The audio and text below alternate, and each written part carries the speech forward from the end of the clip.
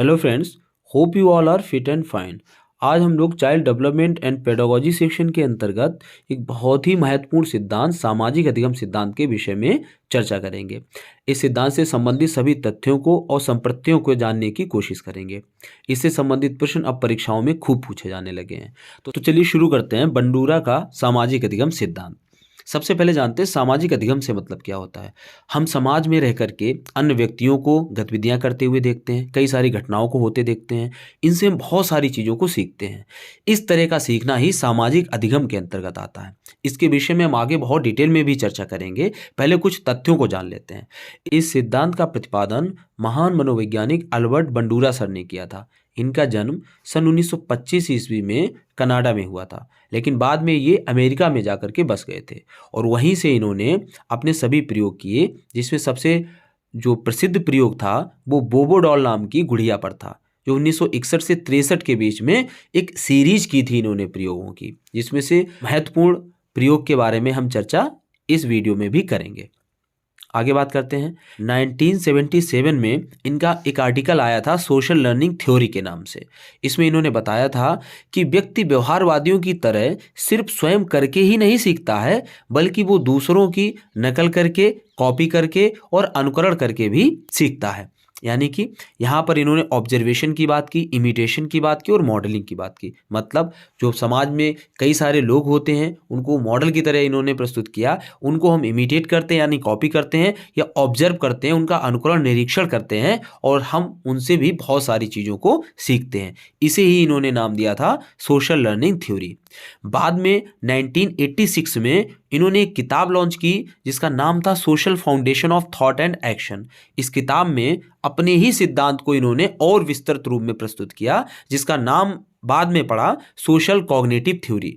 यानी इस सिद्धांत में इन्होंने संज्ञानवाद को बहुत ज़्यादा महत्व दिया। यानी अगर बात कही जाए कि अधिगम का ये सिद्धांत किस तरह का है, तो ये एक संज्ञानवादी सिद्धांत है। इसीलिए इसे सामाजिक संज्ञानात्मक अधिगम का सिद्धांत भी कहते हैं। आगे बात करते हैं। जो सोशल कॉग्निटिव थ्योरी है, इसमें इन्होंने बताया कि व्यक्ति का व्यवहार ना तो केवल बाह्य वातावरण पर निर्भर करता है, ना ही उसके अपने व्यवहार पर निर्भर करता है, बल्कि ये 3 फैक्टर्स पे निर्भर करता है। पहला है कॉग्निटिव फैक्टर्स, दूसरा है एनवायरमेंटल फैक्टर्स और तीसरा है बिहेवियरल फैक्टर्स। मतलब क्या हुआ? कॉग्निटिव फैक्टर्स से मतलब होता है जो भी व्यक्ति है उसका अपना नॉलेज क्या है, उसके अपनी एक्सपेक्टेशंस या गोल्स या उसके उद्देश्य क्या है, उसका सीखने का नज़रिया क्या है, ये बहुत ही महत्वपूर्ण होता है अधिगम में। यानी व्यक्ति का अपना संज्ञानात्मक स्तर क्या है, उसके सोचने समझने की क्षमता क्या है, ये उसके सीखने में बहुत ज़्यादा भूमिका निभाते हैं। अगला है एनवायरमेंटल फैक्टर से मतलब होता है आपका जिस वातावरण में आप सीख रहे हो वहाँ पर क्या आपको सपोर्ट्स दिया जा रहा है, क्या आप सीखने में बाधाएं आ रही हैं। ये सभी चीज़ें एनवायरमेंटल फैक्टर्स के अंतर्गत आती हैं, जो कि आपके सीखने को बहुत ज़्यादा प्रभावित करती हैं। और अगला फैक्टर इन्होंने बताया बिहेवियरल फैक्टर, मतलब कॉग्निशन से हटकर आपका व्यवहार, स्वयं का व्यवहार। यहाँ पर इन्होंने रेसिप्रोकल डिटर्मिनेशन की भी बात की थी। मतलब हमारा व्यवहार वातावरण में होने वाली गतिविधियों को भी प्रभावित करता है और जो वातावरण की गतिविधियां होती हैं वो हमारे व्यवहार को भी प्रभावित करती हैं। बिहेवियरल फैक्टर्स में इन्होंने कहा कि आपका अपना इंटरेस्ट क्या है, मोटिवेशन क्या है, आपकी सेल्फ एफिशिएंसी क्या है, यानी आप चीज़ों को कितना कॉन्फिडेंस के साथ लेते हो, आप करने में कितने ज़्यादा अंदर से इंटरेस्टेड हो, कितना ज़्यादा कॉन्फिडेंट हो, ये बहुत ज़्यादा मैटर करता है।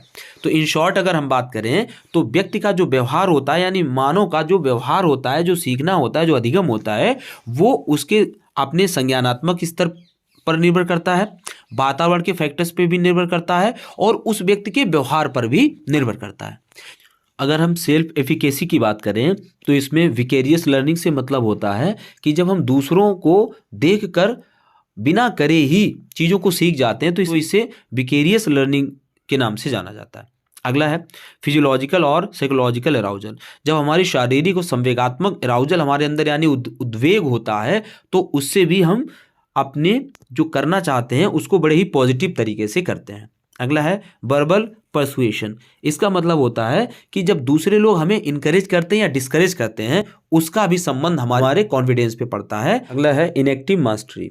इसका मतलब होता है पास्ट में जो कुछ भी हमने किया होता है, अगर उसका अनुभव हमारा सकारात्मक होता है तो आगे का सीखना हमारे लिए आसान हो जाता है, यानी हमारा कॉन्फिडेंस लेवल अच्छा रहता है। और अगर निगेटिव हमारे साथ जुड़ी होती हैं एक्सपीरियंसेस, तो हमारा आगे के सीखने में भी वो बाधा उत्पन्न कर सकती हैं। तो इस तरह से सेल्फ एफिकेसी की बात करने वाले मनोवैज्ञानिक भी अल्बर्ट बंडूरा हैं। बहुत ज़्यादा डीप में इससे रिलेटेड क्वेश्चन पूछे नहीं जाएंगे। आगे बात करते हैं। अब हम बात कर लेते हैं जो बंडूरा सर ने प्रयोग किया था वो क्या था। तो प्रयोग तो कई सारे किए थे, लेकिन जो प्रमुख प्रयोग है उस पर बात कर लेते हैं कि सामाजिक अधिगम होता कैसे है। इन्होंने बोबोडॉल नाम का एक खिलौना था, उस पर प्रयोग किया था। तो कुछ 72 बच्चे इन्होंने लिए, जिनको की एक मूवी दिखाई, क्लिप दिखाई, जिस क्लिप में क्या था कि एक कमरे में कई सारे खिलौने रखे थे, जिसमें बोबोडॉल भी रखी थी। ये एक ऐसा खिलौना होता है जो कि लगभग 5 फीट का लंबाई का होता है और बेस इसका बहुत ज़्यादा भारी होता है, यानी इसको अगर मारा जाए तो ये हिल तो जाएगा लेकिन गिरेगा नहीं। उस कमरे में एक वयस्क बच्चा जाता है, बड़ा बच्चा जाता है, और वह उस खिलौने को बहुत ज़्यादा मारता है, पीटता है, हथौड़े से भी मारता है, गाली गलौज करता है। इस क्लिप को सभी बच्चों को एक साथ दिखाया जाता है। बाद में क्या किया जाता है कि 72 बच्चों को अलग अलग डिवाइड कर दिया जाता है 3 ग्रुप्स में, जिसमें से एक ग्रुप को दिखाया जाता है कि जिस बच्चे ने उस खिलौने को मारा था उसको रिवार्ड दिया जाता है, उसको पुरस्कार दिया जाता है। और अगले ग्रुप के बच्चों को दिखाया जाता है कि जिसने मारा था जिस बच्चे को, उस बच्चे को दंडित किया जाता है। और अगले ग्रुप को दिखाया जाता है कि कोई एक्टिविटी या कोई एक्शन उस बच्चे के प्रति नहीं किया गया। अब देखा जाता है कि इन बच्चों को पुनः उसी स्थिति में रखा जाता है, यानी उस खिलौने के साथ में इन बच्चों को अलग अलग भेजा जाता है। ऑब्जर्व किया जाता है कि जिन बच्चों ने उस वयस्क बच्चे को पुरस्कृत करते हुए देखा था, उनका व्यवहार उस खिलौने के प्रति ज़्यादा आक्रामक था, और उन बच्चों को जिन्होंने उस वयस्क बच्चे को दंडित होते देखा था, उनका व्यवहार उस खिलौने के प्रति बहुत ही कम आक्रामक था। इससे ये सिद्ध होता है कि हम दूसरों के व्यवहार को देख करके और वो सही है या गलत है इसको भी समझ करके, यानी एक संज्ञानात्मक प्रक्रिया है, इसको भी समझ करके अपने व्यवहार में लाते हैं। तो यहीं से इन्होंने कई सारे प्रयोग किए, लेकिन ये प्रमुख था तो आपको बता दिया। बेसिकली जो बात है वो यही है कि हम समाज में रह करके व्यक्तियों से सीखते हैं। अब इसके नामों की चर्चा कर लेते हैं, जो इस सिद्धांत के अन्य नाम है उनकी बात कर लेते हैं। सिद्धांत के अन्य नाम, जिसमें पहला नाम है सामाजिक अधिगम का सिद्धांत।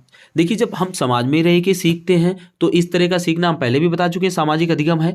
दूसरा नाम इसका है अनुकरणात्मक अधिगम का सिद्धांत।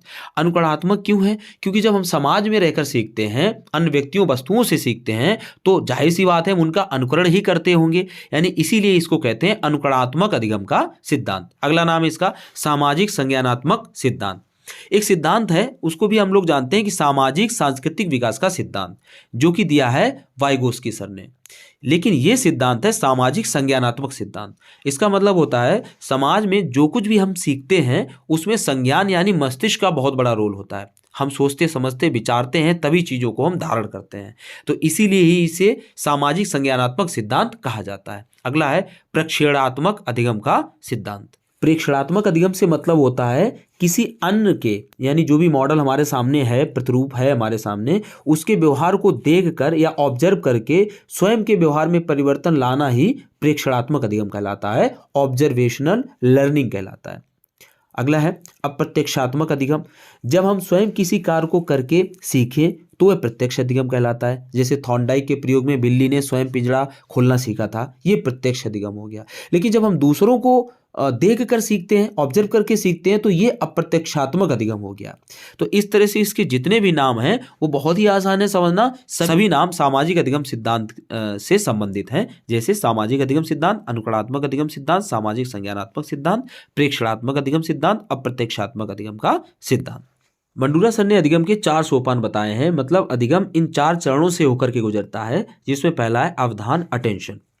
अटेंशन से मतलब होता है जब हम समाज में हो रही किसी भी गतिविधि पर ध्यान देते हैं, जो कुछ हो रहा है उस पर अगर हम ध्यान देते हैं और उसे अपने संज्ञान में यानी अपने नॉलेज में लाते हैं, तो इसे ही अवधान कहते हैं।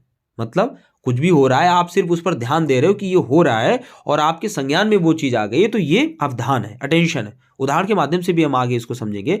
अगला है धारण करना, रिटेंशन। जो भी हमने समाज में देखा या जिस पर ध्यान दिया यानी अटेंशन दिया, उसे सीखना और समझना ही धारण करना कहलाता है।